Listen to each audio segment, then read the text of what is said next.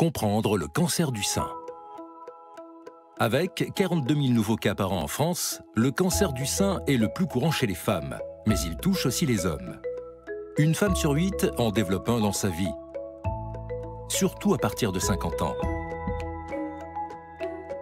C'est la première cause de décès par cancer chez les femmes, mais détecté suffisamment tôt, il se guérit dans 9 cas sur 10.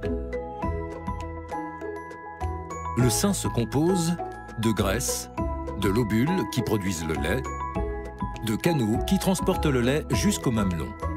Les tissus mammaires sont influencés par des hormones, œstrogènes et progestérone, produites tout au long de la vie, à la puberté, lors de la grossesse ou de l'allaitement.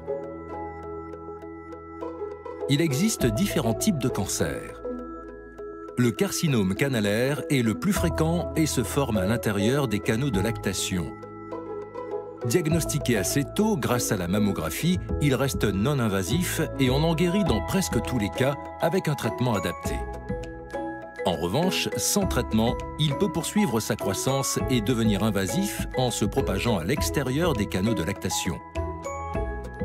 Le carcinome lobulaire se forme dans les lobules. Les cellules cancéreuses traversent leurs parois et se développent dans les tissus environnants. D'autres cancers, plus rares, ont des caractéristiques plus visibles, comme le carcinome inflammatoire. Le sein devient rouge, enflé, chaud et peut avoir un aspect peau d'orange.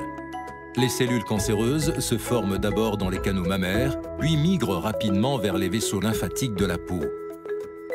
La maladie de Paget du sein, caractérisée par une petite plaie au mamelon qui ne guérit pas, se forme au niveau de la partie superficielle de la glande mammaire.